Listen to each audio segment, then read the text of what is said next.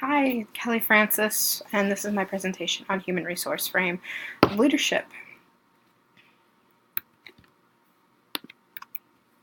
What is a human resource frame of leadership? According to Bowman and Deal's Human Resource Frame from 2013, it's a frame of leadership that is organized as family. And as in most districts and schools that I've been in, they always stress that we as a district, as a school, we're a family, and that even though we may not always like each other, we still have to respect each other.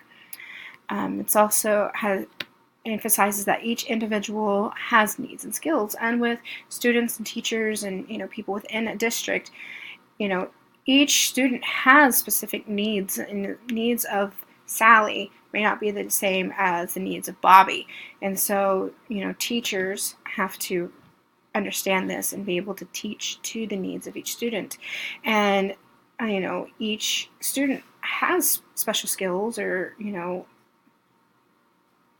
interests that they're good at, as well as teachers have special skills and stuff and stuff focused on aligning needs and skills to ensure the success of individuals.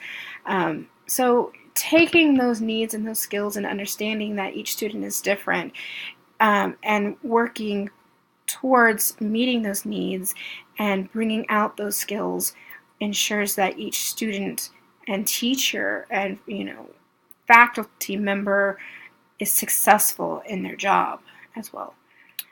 And when it comes to the framework, I felt that a pyramid didn't do justice, because I feel that in a school that there's not one specific group that's higher or more important than the other. If I do have to put one as higher, it wouldn't be the principal. I feel that the principal is kind of the glue of the district. They work with the students, they work with the teachers, faculty, staff members, and as well as community members. So I felt like they aren't a top tier. Instead, I base it more on a web. The principal is more of someone who works across all aspects of a district. And so the important ones that I would say would be the students and their parents, because it's the students and their parents is who, the students is who the teachers are working towards teaching and educating and working on those skills and meeting those needs. And their parents are the ones that need to be informed of what is going on, what is happening. So my second one would be the teachers, the paras, and support staff, office staff. They're the ones who see the students on a day-to-day basis. They're the ones who work with the students on a day-to-day basis, especially teachers and paras and support staff. They're there to help meet the needs and enforce and reinforce those skills that students have. Office staff, they're there to offer support as well, but in a different means. And next, I would say, would be the custodial maintenance and the cooks. They see the students, on a day-to-day basis, but it's in a different setting. Custodial maintenance could be a simple hello, hey, how are you? If they know a student personally, they might have more of a conversation, or if they don't know the student very well, it might just be a simple hello, how are you?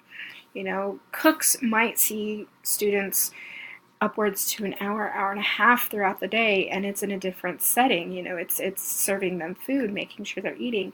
I know the cooks in my district, they'll have short little conversations with the students. Hi, how are you? How are you doing? Did you enjoy your lunch? Did you enjoy your breakfast? They have different interactions than in the classroom. And the next group, I would say they're not important or as important, but they're still important, is the community and alumni members, because they still come into the schools. Some of them still come to school, some of them still are active. They'll volunteer, they'll do things for the school depending on what's needed. And so they're still important. They just don't have the same interactions with students as teachers or classroom staff. And so, I feel like having the principal being on the side, I would say if they're important for sure, because they make sure that the day-to-day things happen.